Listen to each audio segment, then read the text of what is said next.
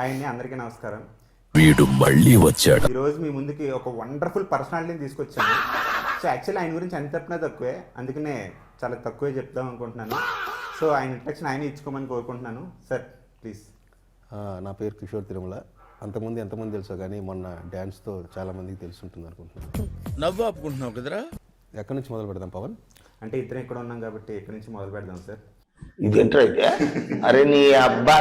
So coming straight to the point sir. Sir actually ఇండస్ట్రీలో ఒక talk నడుస్తుంది sir. అదేంటంటే కిషోర్ తిరుమల గారు ఇండస్ట్రీకి అన్యాయం చేస్తున్నారు అనేది ఒక టాక్ వినిపిస్తుంది. దాని మీద మీ సమాధానం ఏంటి? అంటే ఏ టాపిక్ అని? అంటే బేసిక్గా ఇప్పుడు మొన్న నాకు అన్యాయం జరగడం తప్పిస్తే నేను నా వల్ల అన్యాయం జరగడం. బేసిక్గా 2 days బ్యాక్ మీ డ్యాన్స్ పెర్ఫార్మెన్స్ చూసాము. అలాగే సినిమాలో మీరు ఒక సాంగ్ కొరియోగ్రాఫ్ చేశారు. అవును. అలాగే రీసెంట్గా మిరాయిలో ఆర్టిస్ట్గా కూడా మంచి పెర్ఫార్మెన్స్ ఇచ్చారు. సో అటు writer, director, choreographer and artist, so ఇన్ని క్రాఫ్ట్స్ అన్ని మీరు చేస్తుంటే మిగతా వాళ్ళు పొట్టగొడుతున్నట్టు కదా, ఇండస్ట్రీకి అన్యాయం చేస్తున్నట్టు కదా? ఒక్క సినిమా తర్వాత ఏం చేయలేదు. మరి ఈ డ్యాన్స్ పరిస్థితి ఏంటి సార్? డాన్సింగ్ సిచ్యువేషన్ డైరెక్టర్ అయిన తర్వాత మనం ఆ పరిస్థితిని బట్టి, ఆర్టిస్టుల డేట్ని బట్టి మాస్టర్ అంటే ఆ డ్యాన్స్ ఎలా ఉందంటే మిగతా ఇద్దరు హీరోయిన్లు కూడా మీరు డామినేట్ చేసేస్తున్నారు సార్. అదే అంటే మనలో మాస్ ఉంది, వాళ్ళు అంత మాస్ లేకపోవచ్చు. సార్ టీ కానీ కాఫీ కానీ ఏమైనా తాగుతారా సార్? టీ. ఇది గుర్తుపెట్టుకో, తర్వాత మాట్లాడుకుందాం. సో ఇండస్ట్రీలో మీకు బాగా నచ్చే హీరో కానీ, హీరోయిన్ కానీ, యాంకర్ కానీ, ఆర్టిస్ట్ కానీ, జూనియర్ ఆర్టిస్ట్ కానీ? జూనియర్ ఆర్టిస్టా?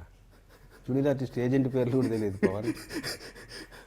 సో సార్ రీసెంట్గా భర్తమాసేలకి విజ్ఞప్తి ట్రైలర్ చూసాం సార్. అందులో స్టార్టింగ్ బోయ గారు స్టైల్లో ఓపెనింగ్ చేశారు. సినిమాలో ఒక సంక్రాంతి ఎపిసోడ్ ఉంటుంది. సో దాని ఇట్లా ఓపెనింగ్ అనగా న్యాచురల్గా అక్కడికక్కడ సత్య అన్నది అది. ఓకే. సో అంటే బోయ గారి మీద మీ ఒపీనియన్? చాలా మంచి డైరెక్టర్ అండి. Okay, perfectionist. సో ఇప్పుడు రవితేజ గారు అంటే హిందీలో కూడా మంచి ఫ్యాన్ ఫాలోయింగ్ ఉంది సార్. సో హిందీ ఆడియన్స్ కూడా చూస్తారు కదా. సో నాకు కూడా ఉంది తెలుసా, కానీ చాలా మంది తెలియదు. అవును, ఫస్ట్ 300 million చేసిన రామ్ సినిమా ఉన్నదోటి జిందగీ Hindi dubbing. Okay. So Hindi ఆడియన్స్కి సినిమా చూడమని చెప్పి హిందీలో మీరు ఏదైనా చెప్పాలి అంటే బోయ గారిని కూడా మీరు అభిమానించే వ్యక్తి కాబట్టి ఆయన స్టైల్లో చెప్తే బాగుంటుంది. అది వద్దులే, ऑलरेडी हमने बोल दिया, ऑलरेडी कॉशन किया. हिंदी प्रेक्षकों को हम बोल रहे हैं, रवितेजा साहब का बहुत अच्छा एंटरटेनर और एक्शन भी है. इसमें 3 फाइट रख दिया, एंटरटेनमेंट फाइट. आप सब लोग देखकर एंजॉय करो. हमारे साहब तरफ से संक्रांति शुभाकांक्षलु. आपको भी संक्रांति है ना? Happy mall.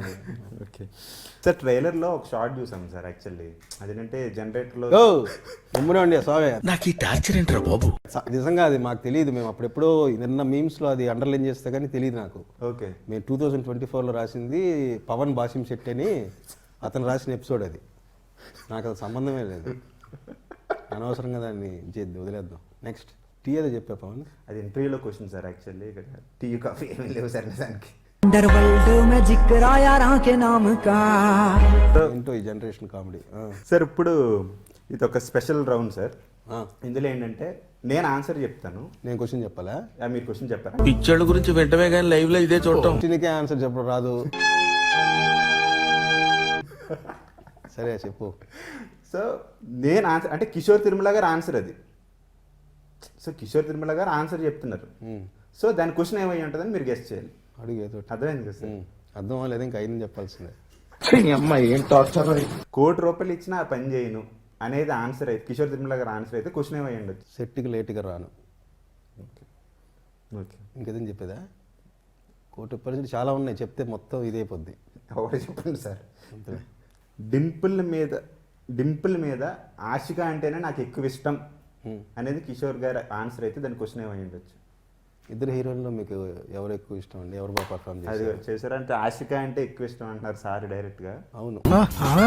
డింపుల్ గారు సార్ అంటే ఆవిడ కూడా చేశారు, కానీ తిను ఏంటంటే తెలుగు రాదు కదా. సో డైలాగ్స్ అన్ని ప్రాక్టీస్ చేసి, ఈవిడ ఇప్పటిదాకా చేయని క్యారెక్టర్ కాబట్టి ఆవిడ కొంచెం కొత్తగా అనిపిస్తారు. ఇవిడ ఆల్రెడీ తెలుగు అమ్మాయి చేశారు కదా. ఓకే. ఎలా చెప్పాను రెగ్యులర్ ఇంటర్వ్యూలో లాగా. ఇప్పుడు నేను అడిగే క్వశ్చన్కి రాంగ్ ఆన్సర్ చెప్పాలి సార్. సో భర్తమాసలకి విజ్ఞప్తి, 2 అమ్మాయిల మధ్య నలిగే ఒక మగాడి కథ. సో ఇది కిషోర్ గారు రియల్ లైఫ్ స్టోరీ అని చెప్పి అంటున్నారు, అవునా కదా సార్? అవును. అంటే అన్నాడు గాని ఆ ఊహ ఎంత బాగుందో. సార్ మరి ఎలా హ్యాండిల్ చేస్తున్నారు సార్? ఏం నువ్వు ఇట్లా చెప్పమంటావు, మళ్ళీ దీని ఏదో కట్ చేసి పెట్టేలా ఉన్నావు. సో ఇప్పుడు పెళ్లి కాకముందు ఉన్న పరిచయాలు ఇంకా కొనసాగుతున్నాయి. జెన్యూన్ హానెస్ట్ వేలో. స్పెయిన్లో మీరు అమ్మాయిలతో చేసిన రచ్చకి ఏం మాట్లాడుతున్నావురా, నరాలు కట్ అయిపోయింది. పోలీసులు పట్టుకున్నారు అని ప్రొడ్యూసర్ నాతో చేసిన రచ్చకి పట్టుకోకుండా ఉన్నారు అంతే. సార్ రౌండ్ సార్, రౌండేనా? ఏం ప్రసాద్, స్పెయిన్లో మీరు చేసిన రచ్చకి పోలీస్ స్టేషన్ వరకు నేను అక్కడ పని మీద వెళ్తే రచ్చ ఎందుకు చేస్తాను? సార్ అవునా కదా చెప్పాలి సార్, కాదంటే అయిపోతుంది. కాదు అంటే దాని ఆన్సర్ ఏంటి సార్? అంటే నిజమనా? అంటే రాంగ్ ఆన్సర్ చెప్పాలి కదా సార్. అవును. సార్ మీరు అంటే ఇప్పుడు చాలామంది డైరెక్టర్స్ స్టేట్మెంట్స్ ఇస్తున్నారు కదా, అదే ఈ సినిమా పక్కాగా మీ నచ్చుద్ది, నచ్చకపోతే పలానా చేస్తానని చెప్పి స్టేట్మెంట్లు ఇస్తున్నారు కదా, అలా మీరు ఇచ్చే స్టేట్మెంట్ ఏంటి? ఇంకో సినిమా జాగ్రత్తగా రాసుకొని చేస్తాను. సో ఇప్పుడు సార్ నేను శైలజ అంటే చాలా మందికి కనెక్ట్ అయిన సినిమా సార్. చాలా మంది అంటే ఇప్పటికీ కూడా టీవీలో వచ్చినా సరే, ఇదిలో వచ్చినా సరే, యూత్ కానీ పేరెంట్స్ ఇప్పుడు టీవీలోనే వస్తుంది. 10 సంవత్సరాలు అయిపోయింది కదా, థియేటర్ ఎందుకు వస్తుంది? మొన్న మీరు వీడియో కాల్ చేసినప్పుడు నేను టీవీలో చూపించట్లేదు. అవునవును, అదే టీవీలోనే వస్తుంది, థియేటర్ రాదు కదా. సార్ రీ రిలీజ్ కూడా చేద్దాం అనుకున్నారు సార్ మొన్న. సరే ఈసారి చేద్దాం. సో అంతలా కనెక్ట్ అయ్యారు కదా సార్. అంటే మీకు ఐ మీన్ నేను శైలజ కానీ చిత్రలహరి కానీ ఒక కైండ్ ఆఫ్ కల్ట్ ఫాలోయింగ్ ఉంది సార్. రామచంద్ర వీడు ఓవరాక్షన్ భరించలేకపోతున్నాను రా sir promise. Okay, I trust you. అంటే మీకంటూ ఒక అంటే మీరు ఫన్ కానీ అంటే ఒక సెన్సిబుల్ కైండ్ ఆఫ్ ఫన్ కానీ లేదంటే ఆ డైలాగ్స్ కానీ చాలా బాగా అనిపిస్తాయి సార్. నాకు అనిపిస్తే ఒక కైండ్ ఆఫ్ కల్ట్ ఫాలోయింగ్ ఉంది. సో ఈ ఇంటేక్ ఎక్కడి నుంచి వచ్చింది సార్? అంటే మీ ఫ్రెండ్స్ దగ్గర నుంచా లేదంటే బై నేచర్? బుక్స్ ఏం లేదు, బై నేచర్. సో మీరు చేసిన మూవీస్ నేను శైలజ, చిత్రలహరి, ఉన్నదొకటే జిందగీ, ఆడవాళ్ళు మీకు జోహార్లు, బతుమాసేలకు విజ్ఞప్తి, ఈ రేట్ చేయమంటే ఫస్ట్ ప్లేస్ దేనికి ఇస్తారు? నేను శైలజ ఫస్ట్, చిత్రలహరి, బతుమాసేలకు అంటే రిలీజ్ అవ్వాలి అది. ఓకే, అయితే నాకు తెలిసి ఫుల్ ఫన్ కాబట్టి మేబీ అది ఫస్ట్ ప్లేస్ కూడా రావచ్చు. ఓకే. సో నాకు అన్ని రకాలుగా బాగా నచ్చినవి ఇప్పుడు వర్క్ చేసిన దాంట్లో నేను శైలజ, భర్తమాశైలు, చిత్రలహరి, ఉన్నతోటి జిందగీ. ఓకే.